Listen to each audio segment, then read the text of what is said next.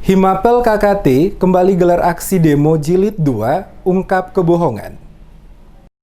Himpunan Mahasiswa Pemuda Lelemuku atau Himapel, Kabupaten Kepulauan Tanimbar atau KTT, kembali melakukan aksi menggugat sejumlah dugaan kasus korupsi proyek mangkrak yang masih terkatung-katung oleh Badan Pemeriksa Keuangan Pemerintah atau BKP. Atau BPKP dan Kejaksaan Tinggi Maluku di kantor BPKP, kantor gubernur, dan DPRD Provinsi Maluku. Sejumlah kasus dugaan korupsi yang selama ini dinilai masih terkatung-katung yang diperiksa oleh BPKP maupun pihak Kejaksaan Tinggi Maluku, seperti kasus Taman Saum Laki. Mahasiswa juga mempertanyakan opini wajar tanpa pengecualian atau WTP oleh BPKP Provinsi Maluku kepada KKT yang dinilai tidak sesuai realita dan fakta di lapangan. Koordinator aksi Jones Manutila saat diwawancarai tim Demes Media Group di kantor Gubernur Maluku, tempat digelarnya aksi demo pada hari Kamis 5 November menjelaskan, begitu banyak kejanggalan-kejanggalan yang terjadi di KKT.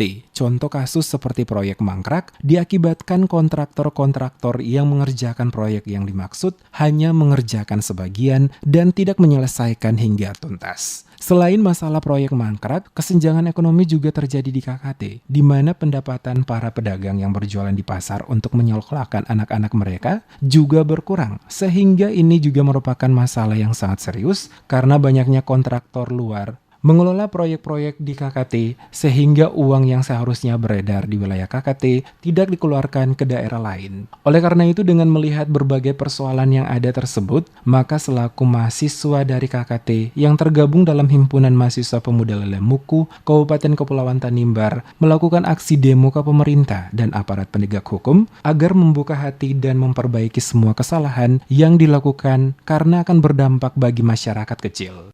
Kami himpunan mahasiswa dan pemuda Kabupaten Kepulauan Tanimbar, kami memutuskan untuk turun jalan karena begitu kejanggalan terlalu banyak yang terjadi di Kabupaten Kepulauan Tanimbar, sehingga sebagai anak negeri Tanimbar, anak asli Tanimbar, kami juga